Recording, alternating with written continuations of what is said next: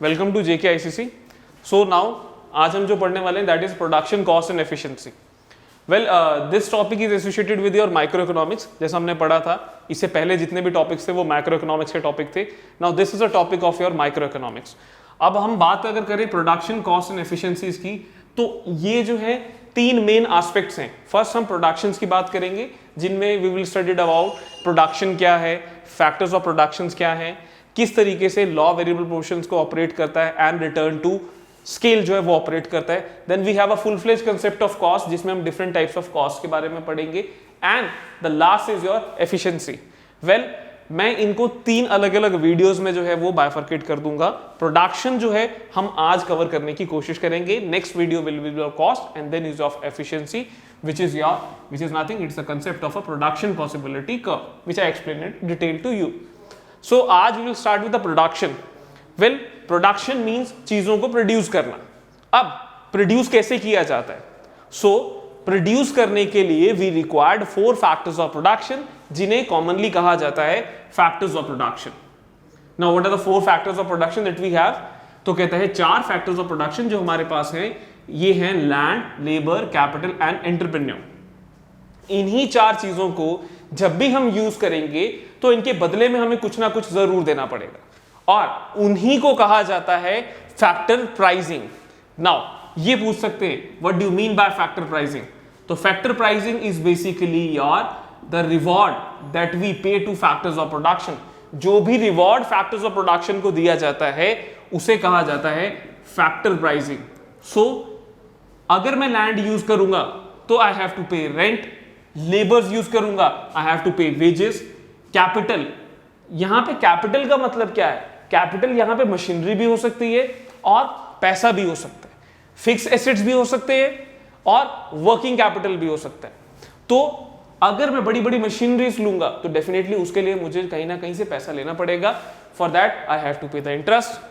तो इसलिए कैपिटल पे इंटरेस्ट जाता है। And last is one entrepreneur जो इन तीनों चीजों को कर रहा है, मैनेज कर रहा है। वो किस लिए मैनेज कर रहा है? So that he can earn profit.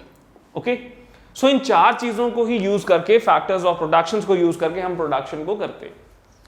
Well कहता है कि जब भी हम इन चीजों को यूज करेंगे तो ये एज अ इनपुट यूज होंगे और इनका कोई ना कोई डिजायरेबल रिजल्ट होगा ही होगा। तो वेल कहता है फिर प्रोडक्शन इसी से होती है।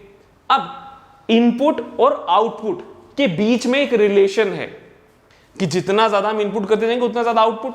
अब उसी चीज को अगर हम स्टडी करते हैं तो उसे कहा जाता है प्रोडक्शन फंक्शन।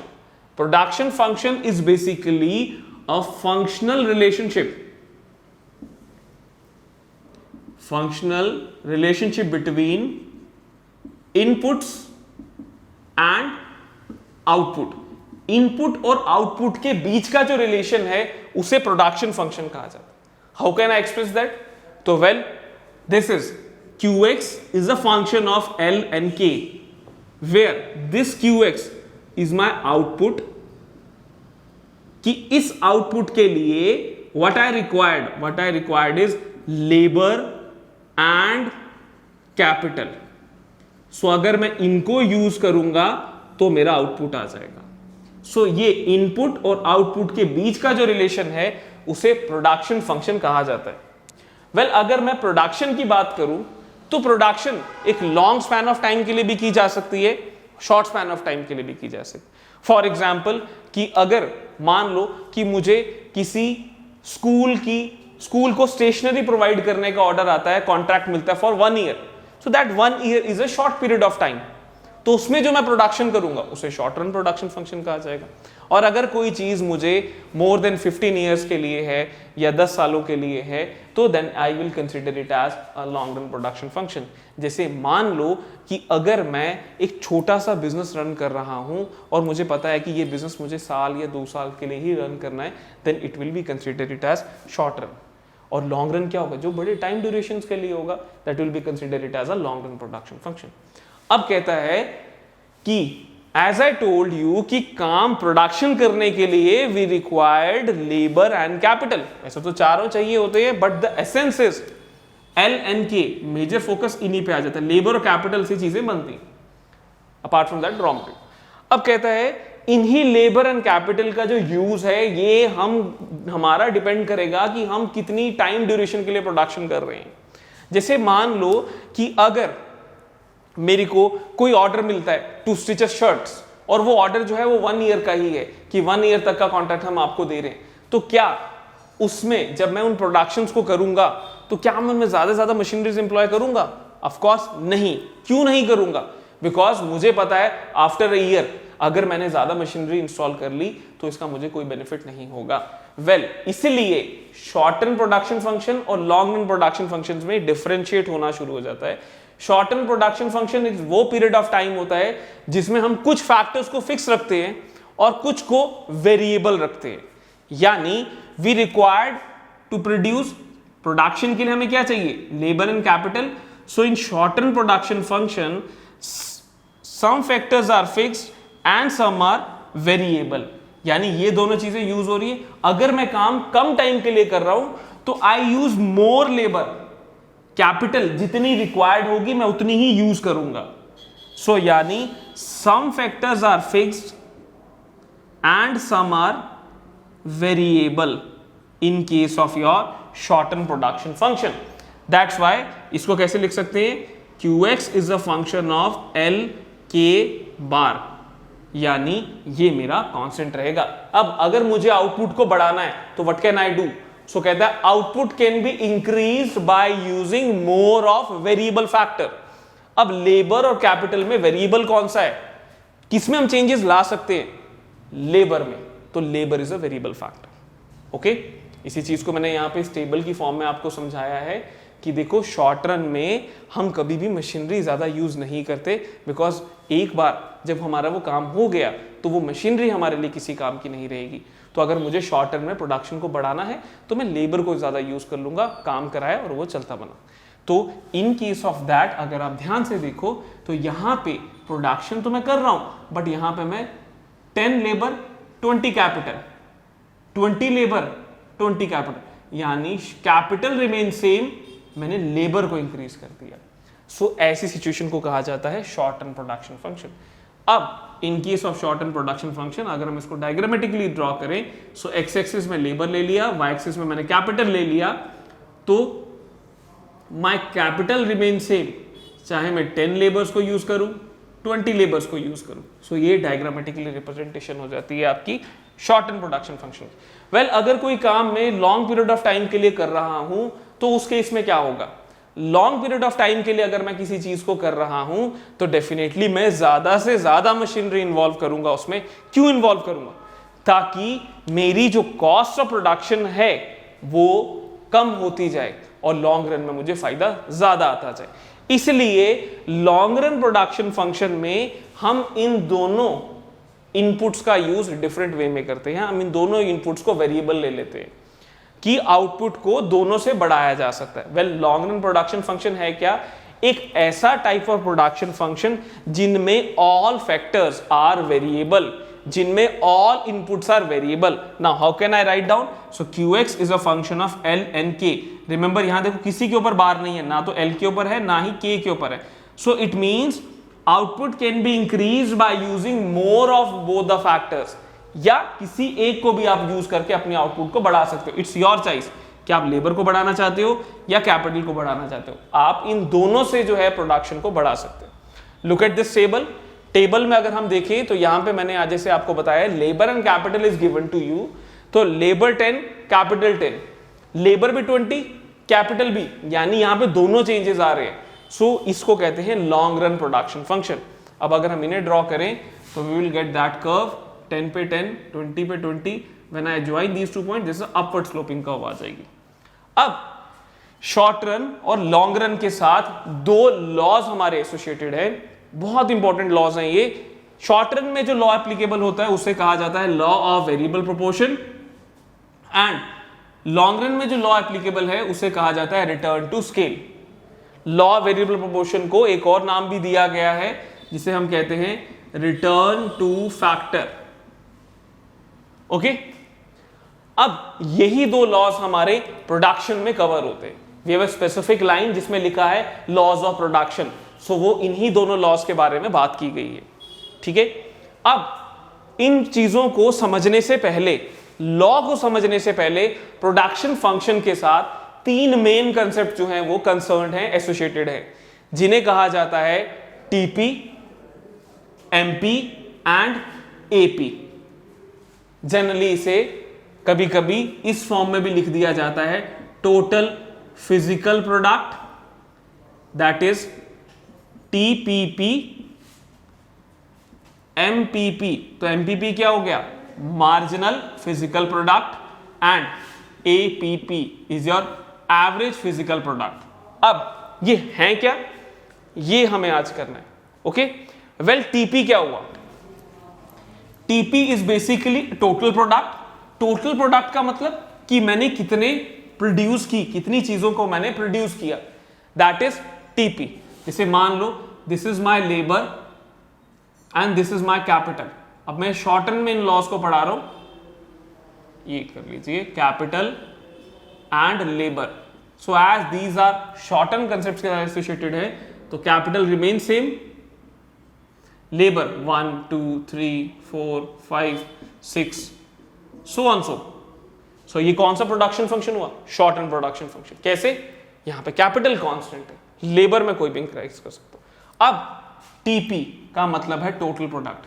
एक कैपिटल और एक लेबर के साथ आई कैन प्रोड्यूस 4 यूनिट्स बना सकता हूं। So my total production is 4। तो टोटल प्रोडक्शन क्या हो गया?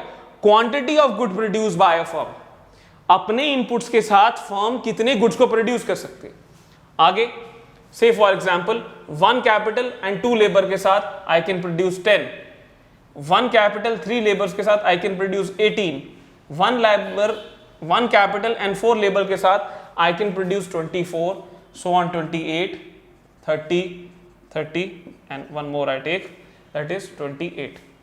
So ये क्या है? This is your TP, total product, कि यानी different combinations of capital and labor के साथ how much production I can do. तो ये मेरा आ गया total product. Total product क्या हो गया? कि कितना मैंने प्रोड्यूस किया। अब MP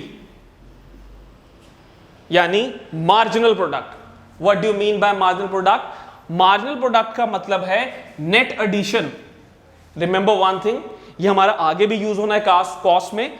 तो मार्जिनल का मतलब ही इकोनॉमिक्स में क्या होता है? मार्जिनल का मतलब इकोनॉमिक्स में है चेंज, कि चेंज। अब यहां पे किसकी बात कर रहा है? Marginal product. तो किसमें चेंज की बात कर रहा है? यानी टीपी में कितना चेंज आया।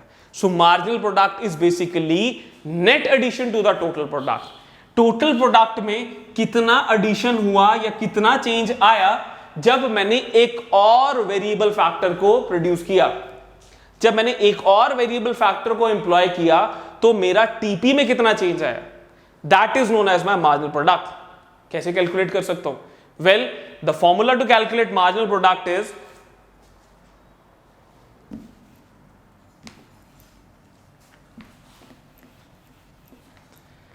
it is MP is equals to total product at current level minus total product at previous level n minus 1, or MP is equals to delta TP divided by delta L. This is your the formula to calculate marginal product. TPN is your total product at current level minus total product at n minus 1. n minus 1 is previous level. और delta, this is your, ये आपका delta है। Delta means change, change in total product divided by change in labour. इन दोनों चीजों को आप implement कर सकते हैं। ठीक है, how can I calculate this? अब इसका प्रैक्टिकल एप्लीकेशन यहां पे कैलकुलेट करके देखते हैं। वेल, अगर मैं यहां पे एमपी की बात करूं, एमपी कैसे कैलकुलेट होगा? तो current level is given, previous level, यानी अगर मैं लेबर 0 कैपिटल 0 करूंगा तो प्रोडक्शन भी क्या होगी? 0 4। Next, when I employ one more factor, तो current level is 10, previous level is 4, I will get 6। Next, current level is 18, previous level is 10, 8 का नेट एडिशन हो रहा है। Current level is 24, previous level is 18, कितना addition हो गया? 6।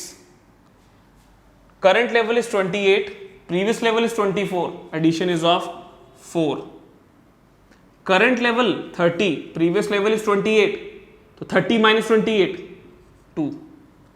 current level 30, previous level भी 30, 30 में से 30 that is 0. current level 28, previous level is 30 minus 2. so in this way I can calculate my marginal product. तो यहां से आपको ये भी पता लग गया how can we calculate marginal product. Okay, average product, average का मतलब ही क्या है, एक लेबर ने कितनी प्रोड्यूस किया, कितनी चीजों को प्रोड्यूस किया. तो यानी average product is basically your output per unit of a variable factor. एक लेबर ने मेरी कितनी आउटपुट को प्रोड्यूस किया, अगर मैं ये कैलकुलेट करता हूं तो that is my average product. How can I calculate it? तो वेल कहता है average product is equal to TP divided by L, total product divided by L. L stands for labour. तो यहां पे मैं एपी एवरेज प्रोडक्ट को निकाल सकता हूं. वेल कैसे निकलेगा? 4 divided by 1 that is 4, then 10 divided by 2 5, 18 divided by 3 6, 24 divided by 4 6, 28 divided by 5 that is 5.6, 30 divided by 6 5, and 30 divided by 7 it's 4.3, and 28 divided by 8 it is 3.5. so इस तरीके से मेरा जो है एवरेज प्रोडक्ट निकल गया कि एक लेबर ने कितनी प्रोडक्शन की, output per unit of a variable factors. ठीक है, अब या तो इसके फॉर्मूलेस पूछे जा सकते हैं कि आप कैसे कैलकुलेट कर सकते हो. मेजॉरिटी में ये फॉर्मूलेस हमें जनरली देखने को मिलते हैं. कभी कभी ऐसा लिख दिया जाता है, इसको डिफरेंट टाइप्स में लिख दिया जाएगा. n+1, तो n+1 नहीं n-1 है. नाउ यहां से अब इनको कैलकुलेट कैसे करता है ये हमने देख लिया. अब टीपी हमें एमपी का तो पता चल गया, एपी का भी पता चल गया. अब अगर मैं यहां देखूं एपी को अगर एल से मल्टीप्लाई कर दूं तो क्या मेरा टीपी आ जाएगा? Yes of course. तो टीपी हमारा एपी इंटू एल भी हो सकता है. एवरेज प्रोडक्ट इंटू लेबर अगर कर दें तो that also I can get my TP. One more way is there to find out TP. आपके पास ये वैल्यूज हैं. अब देखो, अगर मैं इसे हाइड कर देता हूं और आप इन पे देखो, क्या आप इनसे एमपी से टीपी को निकाल सकते हो? यस. कैसे? एमपी कैसे निकला था? टीपी में जो एडिशन हो रहा था उसको. तो अगर मैं एमपी का ही सम टोटल कर दूं तो I will gate my TP. Let's see, 4 का 4, 4 and 6. इस एपी को मिटा देता हूं मैं. How can I calculate TP with the help of MP? तो एमपी का अगर मैं सम टोटल कर दूं, समीशन कर दूं, तो आई कैन गेट माई टीपी. जैसे 4, 4 and 6 10, 10 and 8 18, 18 and 6 24, 24 and 4 28, 28 and 2 30, 30 and 0 30, 30 and -2 -28. So here I can get my TP. Look at the values, ये दोनों सेम है. Now ये हमारे बन गए the formulas to calculate TP, MP and AP. ठीक है, इन पे भी हमारा जो है मल्टीपल चॉइस क्वेश्चन जो है वो आ सकता है. और यू कैन से दैट कि आपको एक आध वैल्यू कैलकुलेट करने के लिए दे दी जाए, शायद वो भी हो सकता है इसमें. So I hope this will be clear to you कि how can we calculate TP, MP and AP. ये दीज आर द कंसेप्ट जो हमारे प्रोडक्शन फंक्शंस में यूज होंगे, चाहे वो हमारा शॉर्ट रन है चाहे वो हमारा लॉन्ग रन है. इसलिए इनको पढ़ना is essential. Now let's revise again. Concepts जो हमने पढ़े वो हमने पढ़ा TP, MP and AP. Total product, marginal product, average product. ध्यान से अगर देखो इसका शॉर्टकट क्या है. टी का मतलब टोटल, जितना बनाया उसका सबका टोटल कर लो. एम का मतलब मार्जिनल, पूरी इकोनॉमिक्स में मार्जिनल, कॉस्ट में भी यूज हो गए. मार्जिनल का मतलब ही क्या है? चेंज. एंड एवरेज, एवरेज का मतलब ही पर यूनिट होता है. तो यानी जितना भी मैंने बनाया और जितनी लेबर को यूज किया उसको अगर डिवाइड कर दूं तो I will get my average product. What is the formula?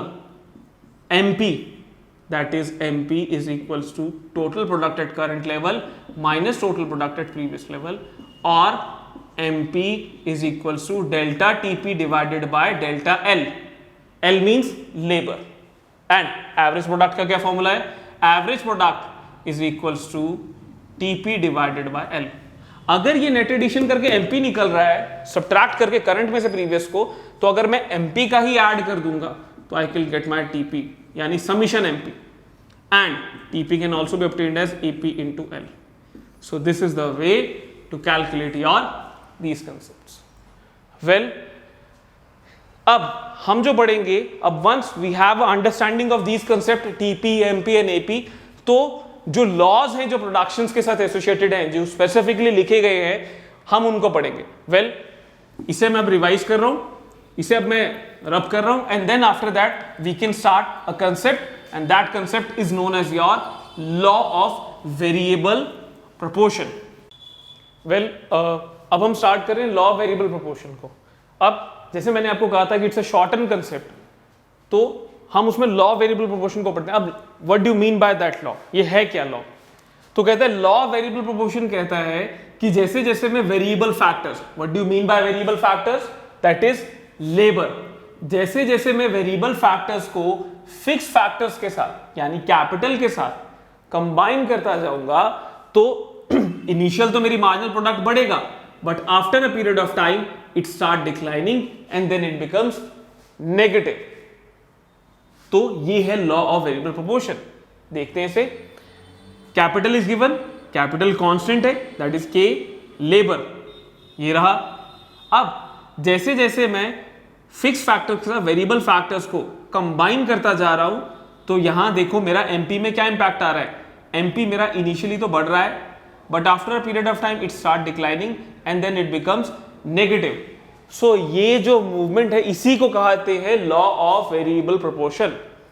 Well, law of variable proportion जो है ये ऐसा हमेशा होगा जब हम शॉर्ट रन में ऑपरेट करेंगे. तो ये जो लॉ है ये कुछ एजम्पशन पे बेस्ड है. वो एजम्पशंस क्या हैं? सबसे पहली चीज कहता है कि ऐसा हमेशा हमारा तब होगा जब हमारा एक फैक्टर फिक्स होगा और एक फैक्टर वेरिएबल होगा. यानी जब एक फैक्टर फिक्स होता है और एक वेरिएबल होता है तो उसे क्या कहा जाता है? That is known as a shorten production function.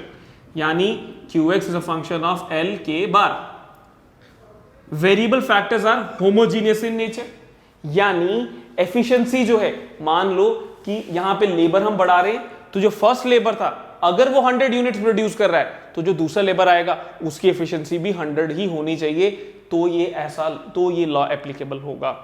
Third, technique of production, यानी प्रोडक्शन में कोई चेंज नहीं आनी चाहिए, बिकॉज अगर प्रोडक्शन में चेंज आ गया तो हमारी टोटल प्रोडक्शन ही बढ़ जाएगी और एमपी हमारा इस पैटर्न में फॉलो नहीं करेगा. और चेंज होना चाहिए capital output ratio. This is your capital labour ratio. इसमें हमारा जो है वेरिएशन आना चाहिए, ये वेरिएबल होना चाहिए कैपिटल लेबर रेशो. एग्जाम्पल से समझते हैं कि ये क्या है. कहता है जैसे मान लीजिए कि मैं कोई बिजनेस स्टार्ट करता हूं. अब उस बिजनेस को स्टार्ट करता हूं जब मैं एक computer, that will B capital, और एक इंसान को एम्प्लॉय करता हूं. होगा क्या? डेफिनेटली वो नया नया इंसान लगाए तो वो अच्छा काम करेगा, टोटल प्रोडक्शन ज्यादा देगा. फिर बीइंग अ प्रोड्यूसर मैं सोचता हूं नहीं एक और लेबर को एम्प्लॉय कर सकते हैं, तो क्या मैं दूसरा कंप्यूटर ला सकता हूं? नहीं. क्यों नहीं ला सकता? Because I am operating in A short run. Short run में मैं ऑपरेट कर रहा हूं, तो जिसमें कैपिटल को इंक्रीज नहीं कर सकते.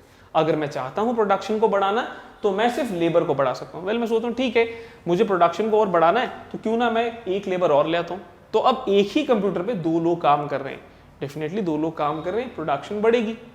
फिर बीइंग अ डिजायर कि नहीं और आना चाहिए, मैं क्या करता हूं एक और लेबर को एम्प्लॉय कर देता हूं, तो टोटल प्रोडक्ट बढ़ेगा. तीनों काम कर रहे हैं, मशीन भी मेरी फुल यूटिलाइजेशन में चल रही है. अब और ले आता हूं एक कंप्यूटर पे 4 लोग. वेल, अब क्या होगा? अब इनमें से कुछ सीनियर्स बन जाएंगे और वो काम को डिस्ट्रीब्यूट करेंगे, तू कर तू कर तू कर तू कर, और खुद कुछ नहीं करेगा. तो यानी प्रोडक्शन तो बढ़ेगी बट उस पेस से नहीं बढ़ेगी जिस पेस से पहले बढ़ रही थी. तो ठीक है, बीइंग अ प्रोड्यूसर मुझे लग रहा है नहीं प्रोडक्शन बढ़ रही है, that will be okay sign. अब मैं एक और लेबर को एम्प्लॉय कर देता हूं. अब क्या होगा? अब कंप्यूटर मेरा बहुत ज़्यादा चल रहा है, कुछ लोग जो मेरे हैं लेबर है वो बैठी हुई है कि अच्छा ये काम खत्म करेगा तो हम यूज़ करेंगे, और इससे क्या हो रहा है, इससे मेरा प्रोडक्शन बढ़ तो रहा है लेकिन उस पेस से नहीं बढ़ेगा। फिर मैं अगर एक और लेबर ले आता हूँ तो क्या होगा, क्यास होना शुरू हो जाएगा, इनके आपस में लड़ाइयाँ शुरू हो जाएंगी होना कि मैं नहीं करूँगा, ये नहीं है, या मेरी जो मशीनरी है ये ख़राब होना शुरू हो जाएगी। तो उससे क्या होगा, प्रोडक्शन मेरी इन्हेंस नहीं करेगी। और फाइनली अगर मैं एक ही कंप्यूटर पे 8 लोग काम करने के लिए बिठा दूं तो क्या होगा, वो सारे के सारे ऐसे आइडियलिस्टिक बैठे रहेंगे और कुछ ज़्यादा प्रोडक्शन नहीं होगी और मुझे नेगेटिव रिटर्न आना शुरू हो जाएगा, ऐसा होगा। सो इसलिए ये लॉ है यहाँ पे जो वर्कआउट करता है। अब इसी चीज़ को अगर हम यहाँ पे प्लॉट करते हैं तो this is the figure that we will get, जो यहाँ देखो आपका टीपी और एमपी की मूवमेंट के बेसिस पे बनाया गया है। वेल अगर मैं यहाँ देखूँ, इनिशियली टोटल प्रोडक्ट मेरा बढ़ता जा रहा है, then it comes to a maximum और उसके बाद वो डिक्लाइन कर रहा है। एमपी का देखें, फर्स्ट इंक्रीज कर रहा है, देन डिक्रीज कर रहा है एंड देन आपका नेगेटिव हो रहा है। दैट लीड्स टू 3 स्टेजेस और इन्हें कहा जाता है increasing return two factor, diminishing return two factor and negative return two factor.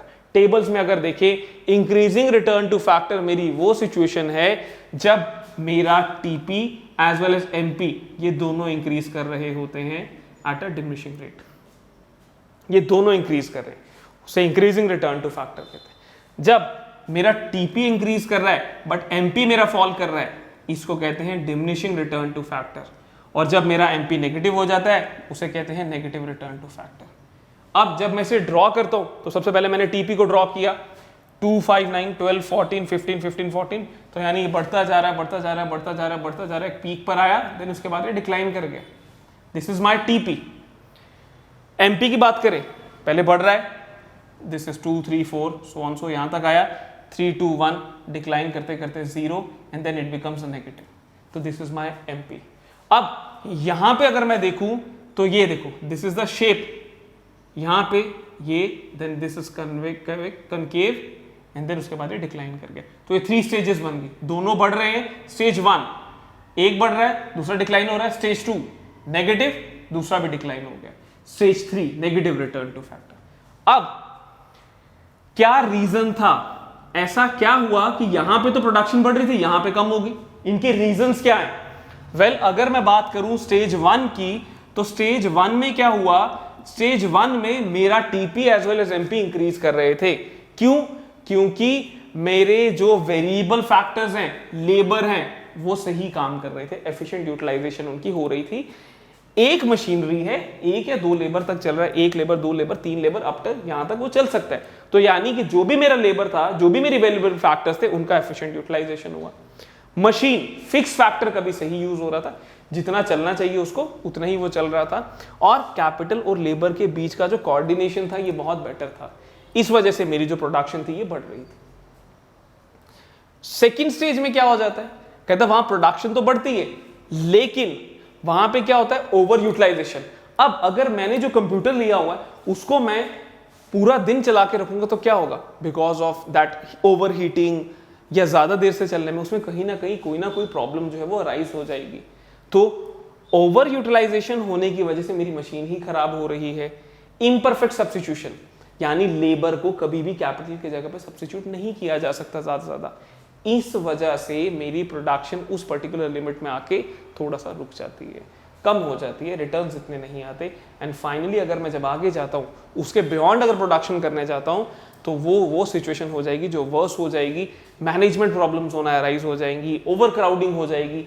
तो इन सारी सिचुएशंस में काम करना बहुत मुश्किल हो जाता है एंड उसका इंपैक्ट हमारे टोटल प्रोडक्ट पे पड़ता है।